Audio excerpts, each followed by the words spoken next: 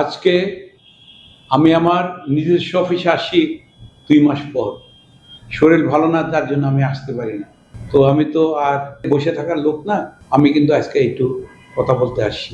আমি পুলিশকে অনুরোধ করব, আপনারা অতি উৎসাহিত হইয়া আপনারা কিন্তু ইলেকশনের আগে কোনো গাড়ি আপনারা রিকুয়েশন করবেন না।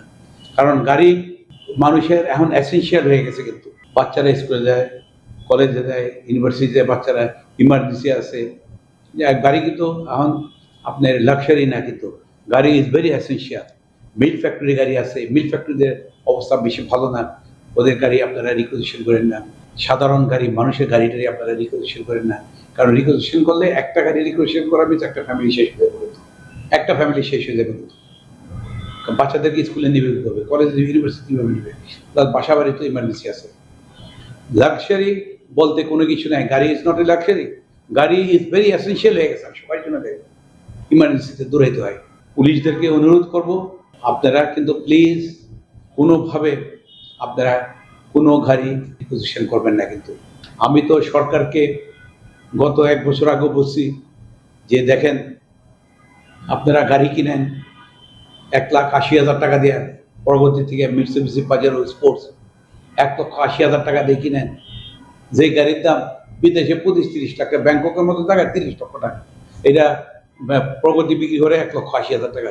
সেম গাড়ি ব্যাংককে বিক্রি করে 30 লাখ টাকা, 30 থেকে 35 লাখ টাকার বেশি নেয়। আর এই দেশে বেঁচে 1,80,000 টাকা। এখন সরকারের জন্য গাড়ি কিনে, প্রগতি ইন্ডাস্ট্রির থেকে গাড়ি কিনে সরকারি অফিসারদের জন্য।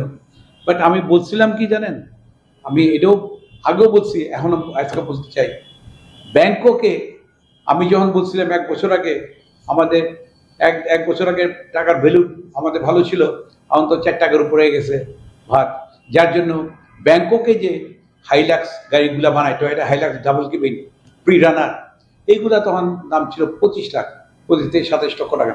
এখন এটা বাইরে ডলার ফ্র্যাকশনে এটা এখন বাইরে ধরেন 32 থেকে 35 লক্ষ টাকা হবে। আমার মনে হয় 32 লক্ষ টাকা আনা যাবে। আপনারা যদি 3,000 হাইলাক্স দিয়ে আসেন, 3,000 গাড়ি দাম হবে প্রায় 900 কোটি থেকে 1,000 কোটি টাকা। এই গাড়িটা যদি আপনারা 3,000 গাড়ি নিয়ে আসেন, সরকারি কর্মচারীদের জন্য আর সবার জন্য, এই গাড়িটা যদি নিয়ে আসেন, আপনার 30 থেকে 32 লক্ষ টাকা লাগবে পার গাড়ি।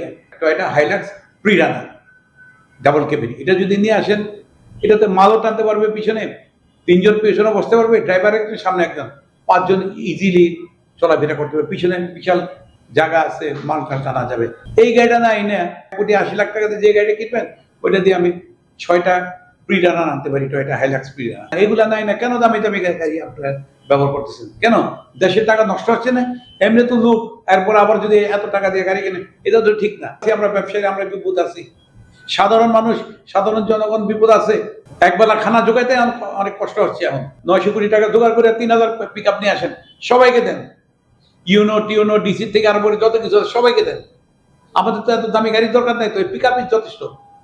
আমি এটা বারবার বলতেছি, আমার শরীর খারাপ, তারপরে বারবার এটা বলে আসতেছি, পিক আপ দেন, সবাইকে পিক আপ দেন। 5 জনও বসতে পারবে, 20 জন মালও নিয়ে আসতে পারবে। এটা ভেরি গুড পারফরমেন্স। এটা সব জায়গায়, পাহাড়ে, পর্বতে, কাদা মাটি, ধান ক্ষেত, সব জায়গায় চলতে পারে এই পিক আপটা।